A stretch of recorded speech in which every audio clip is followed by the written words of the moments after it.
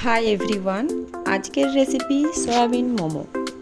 Chicken momo, veg momo অনেক তো খেয়েছেন, একবার সয়াবিনের মোমো আমার রেসিপি দেখে ট্রাই করতে পারেন। বাড়িতে থাকা অল্প উপকরণেই এই মোমোটি বানিয়ে নিতে পারবেন। তো চলুন দেখে নেওয়া যাক আমি কিভাবে মোমোটা বানাচ্ছি। প্রথমে নিয়ে নিলাম 500 গ্রাম ময়দা, তার মধ্যে দিয়ে দিলাম সামান্য লবণ ও রান্নার তেল এবং ভালোভাবে এটি মাখতে হবে। ময়দাটি মাখানো হয়ে গেলে উষ্ণ গরম জল দিয়ে এটি একটি সফট ডো বানাতে হবে। আমি এখানে সামান্য জল দিয়ে একটি সফট ডো বানিয়ে নিয়েছি এবং এটি 30 মিনিটের জন্য রেস্টে রেখে দেব তেল মাখিয়ে। এরপর অন্য একটি পাত্রে জল গরম হয়ে আসলে তার মধ্যে সয়াবিন দিয়ে সেদ্ধ করে নেব। আমার সয়াবিনটি এরকম ফুলে গেছে এবং সেদ্ধ হয়ে এসেছে। এরপর সয়াবিন চেপে চেপে যতটা জল আছে এর মধ্যে জলগুলো চেপে চেপে বের করে নেব।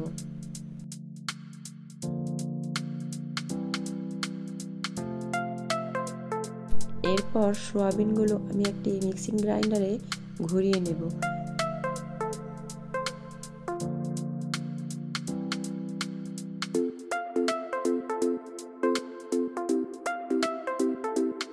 এখন আমি মোমোর মশলাটি বানাবো। তার জন্য কড়াইয়ের মধ্যে সামান্য রান্নার তেল দিয়ে দিলাম। এরপর দিয়ে দেব কুচিয়ে রাখা পেঁয়াজ,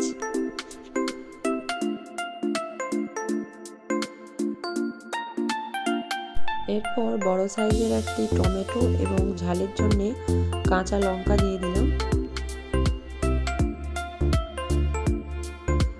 তারপর দিয়ে দিলাম স্বাদ মতো লবণ, জিরে ও ধনে গুঁড়ো, সামান্য হলুদ গুঁড়ো ও লঙ্কার গুঁড়ো। এইভাবে মশলাটিকে কিছুক্ষণ কষানোর পর এর মধ্যে দিয়ে দেব ভাজা জিরে ও ধনের গুঁড়ো এবং আবারও নাড়তে থাকবো।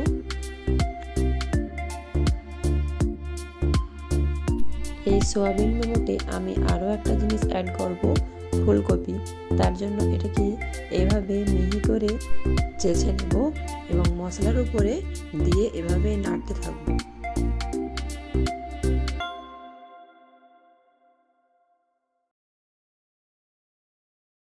এরপর আমি এখানে সয়াবিন অ্যাড করলাম এবং সয়াবিন দিয়ে এখানে আরও কিছুক্ষণ আমাকে রান্না করে নিতে হবে। এভাবে ভালোভাবে নাড়তে হবে, না হলে কড়াই বসে যাবে। আমার সামান্য কড়াতে বসে গিয়েছে। আপনারা চাইলে এখানে টমেটো সস অ্যাড করতে পারেন। আমি এখানে 3 প্যাকেট টমেটো সস অ্যাড করেছি।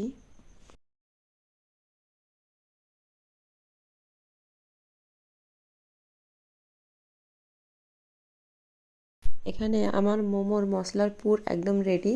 এরপর আমি ছোট্ট ছোট্ট লেচি কেটে বেলে নেব।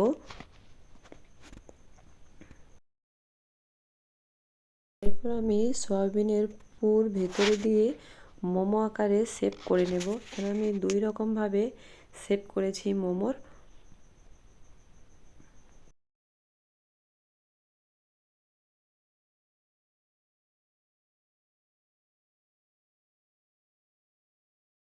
এরপর সবগুলো মোমো এভাবে সাজিয়ে নেব এবং সাজিয়ে এখানে 30 মিনিটের জন্য স্টিমে দিয়ে দেব। উপরে সামান্য তেল লাগিয়ে নিতে হবে।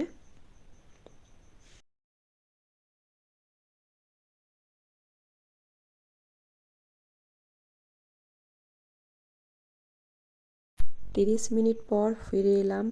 আমার মোমোটি একদম পারফেক্ট হয়েছে। এরপর টমেটো চাটনির সাথে এটি সার্ভ করে নেব। টমেটো চাটনিটি স্পেশাল, এটি আমার হাতের বানানো।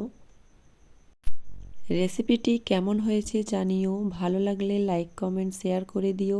সাবস্ক্রাইব অবশ্যই করো।